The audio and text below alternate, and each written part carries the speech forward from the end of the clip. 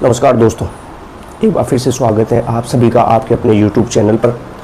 दोस्तों, आज का टॉपिक छोटा सा रहेगा और उसमें यह है कि एक अहम समय है आप सभी के लिए कि कल 2 तारीख है और 2 जुलाई को आप सभी को पता है पशु परिचर एग्ज़ाम की न्यायालय में सुनवाई है।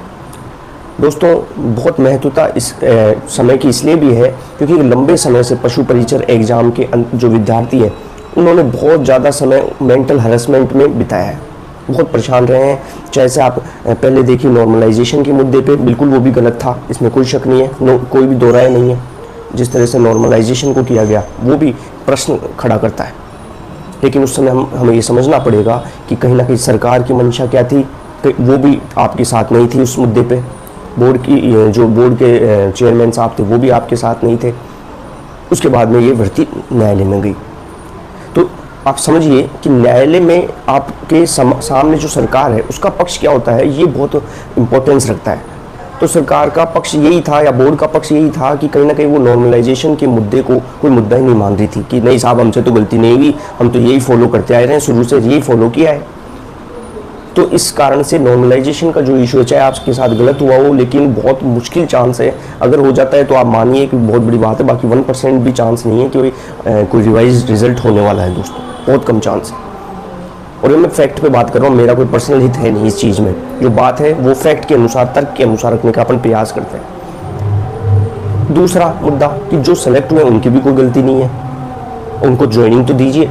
तो ये कितना लंबा समय खींच देता है जो कोर्ट है, वो देखिए आप। लेकिन कल का दिन बहुत ज़्यादा इम्पोर्टेंस रखता है, मैं सभी के लिए मैं मानता हूँ इस चीज़ को। कल क्या होता है वो देखने के लिए हमें बहुत अब ज़्यादा इंतज़ार भी नहीं करना है। कल का दिन है, 24 आवर्स रह गए हैं अब लगभग।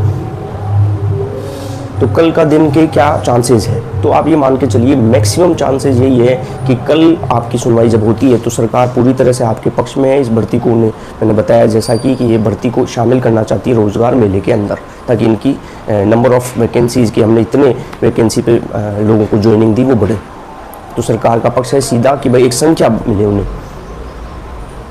तो ये क्या करेंगे कल कोर्ट में, या तो आपकी तरफ एक 99% मैं कहूँगा कि पॉजिटिव चांस ये है कि आपकी भर्ती क्लियर हो जाए, स्टे हट जाए। और अगर नहीं हटता है स्टे, तब क्या होगा, तो सरकार की इंटेंशन जो होगी वो ये होगी कि भाई जल्द से जल्द अगली डेट मिले इन्हें और तुरंत इसको तीव्रगामी रूप से इसे भर्ती को क्लियर करवाएगी सरकार, इसमें कोई डाउट नहीं है। तो आपके लिए मैं ये कहूँगा कि कल का जो दिन है बहुत इंपॉर्टेंस रखता है, इसमें कोई डाउट नहीं है। जल्द से जल्द भर्ती पूरी हो, सरकार की इंटेंशन ये है। लेकिन न्यायालयों में आप जानते पेंडिंग होती रहती है छोटी छोटी चीज़ें कई बार, तो हो सकता है कि नेक्स्ट डेट में मिल जाए। हमें उसके लिए भी प्रिपेयर रहना होगा। ये नहीं कि आप लोग परेशान रहें, परेशानी किसी भी चीज़ का समाधान नहीं है दोस्तों, और आपको परेशान होने की बिल्कुल अभी कोई ज़रूरत नहीं है। चिंता होती है, इसमें कोई शक नहीं है। एक आम आदमी जिसने मेहनत करी है वो इतना करीब है, और उसका सिलेक्शन में देखिए कितने परेशानियाँ होती है। बिल्कुल परेशानियाँ होती है, चिंता होती है, लेकिन ज़्यादा एक बियॉन्ड लिमिट उसको मत लेके जाइए आप। आपने का काम था, आपने किया बहुत अच्छा। आपने बेरोजगार नेताओं से मिले, ट्विटर पे ट्रेंड कराया, मुझे भी प्रेम दिया, सब किया आपने अपने लेवल पे, और उसके लिए बहुत बहुत आभारी रहूँगा मैं भी। कल पूरे चांसेस हैं कि आपका स्टे हटे, नहीं हटता है नेक्स्ट डेट लेना चाहेगी सरकार। नंबर 3rd पॉइंट क्या आता है, 3rd पॉइंट आता है रोज़गार मेला। बहुत से यूट्यूबर्स अलग अलग बातें करते हैं, मनमानी बातें करते हैं, लेकिन मैं बता रहा हूँ आपको कि लगभग 100% चांसेस है कि जुलाई के एंड में, लगभग जुलाई के एंड 2-4 दिन ऊपर नीचे हो जाए तो कह नहीं सकती, बाकी जुलाई एंड मान लीजिए आप, रोज़गार मेला निश्चित है कि लगेगा आपका। अब कोई बहुत ही बड़ी कोई चीज़ हो जाए, सूरज पश्चिम से हो जाए, या सरकार की मंशा एकदम से पलटने लग जाए तो कह नहीं सकते, कि वोट की राजनीति हर जगह चलती है। बाकी आप ये मान के चलिए जुलाई एंड में ही आपका रोज़गार मेला होगा, और सरकार की इंटेंशन है सीधी सबसे पहले पशु परिचर, बड़ी वैकेंसी, LDC भर्ती, सूचना सहायक भर्ती, तीनों को शामिल करके कम से कम, बाकी छोटे मोटे रिजल्ट्स भी, इनको सम्मिलित करके आगे बढ़ना है। ये सरकार की देखते हैं क्या। मैं नहीं मानता कि भाई ज़बरदस्ती आगे बढ़ जाएगी कि नहीं हम तो आगे लेके जा रहे हैं, तो मुझे तो लगता नहीं है। और बाकी सरकार की मंशा ये रहेगी कि आपको रोज़गार मेले में ज्वाइनिंग दे दे, लेकिन हमें किसी के भी बहकावे में नहीं आना चाहिए। अगर मान लीजिए सुनवाई से कोर्ट स्टे हट जाता है तब तो बेस्ट ऑफ लक, बहुत अच्छा है, तब मैं आपको बधाई देने ज़रूर रहूँगा। और अगर मान लीजिए नहीं होता है 1% और नेक्स्ट डेट मिलती तो भी कोई बात नहीं यार, आप जितना कर सकते थे आपने किया, तब अपन अलग से प्रयास फिर से चालू करेंगे।